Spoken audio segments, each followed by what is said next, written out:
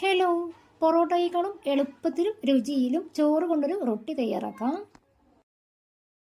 ആദ്യം മിക്സിയുടെ ജാറിലേക്ക് 1 കപ്പ് ചോറ് ഇട്ട് കൊടുക്കാം. 1 ടീസ്പൂൺ ഉപ്പും 1/2 കപ്പ് വെള്ളവും ചേർത്ത് ഇത് നന്നായിട്ട് അരച്ചെടുക്കണം. ഇനി ഇതിലേക്ക് 2 കപ്പ് മൈദ ഇട്ട് കൊടുക്കാം. ഇനി ഇത് നന്നായിട്ട് കുഴച്ചെടുക്കണം. കുഴച്ചെടുക്കുമ്പോൾ വെള്ളം ആവശ്യമുണ്ടെങ്കിൽ മാത്രം ചേർത്താൽ മതി. നന്നായിട്ട് കുഴച്ച ശേഷം മുകളിൽ കുറച്ച് ഓയിൽ തടവി കുറച്ച് നേരം റെസ്റ്റ് ചെയ്യാൻ വെക്കാം. ഇനി ഇത് പത്തിരിപ്പലകയിലോ കൗണ്ടർ ടോപ്പിലോ ഇട്ട് വീണ്ടും നന്നായിട്ടൊന്ന് കുഴച്ചെടുക്കാം. നന്നായിട്ട് കുഴച്ച ശേഷം ചപ്പാത്തിയേക്കാൾ കുറച്ചുകൂടി വലിയ ഉരുളകളാക്കി ഉരുട്ടിയെടുക്കണം.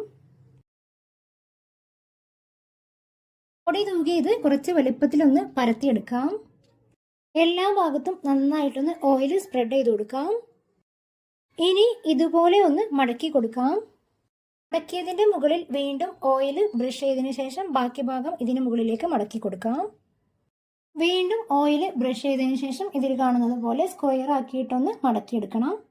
ബാക്കിയുള്ള ഓരോ ഉരുളകളും ഇതുപോലെ ചെയ്തെടുക്കാം. ഇനി ഇത് പൊടി തൂകി അധികം കട്ടിയില്ലാതെ സ്ക്വയർ ഷേപ്പിൽ തന്നെ പരത്തിയെടുക്കാം.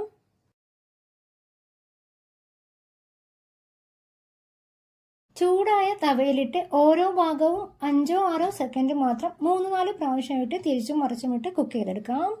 മുകളിൽ ഒന്ന് ഓയിൽ സ്പ്രെഡ് ചെയ്ത് കൊടുക്കാം. ഒരു ഭാഗം തന്നെ ഒരുപാട് സമയമെടുത്ത് കുക്ക് ചെയ്തെടുക്കരുത്. റൊട്ടി നന്നായിട്ട് പൊങ്ങി നല്ല ലെയറായിട്ട് തന്നെ കിട്ടും.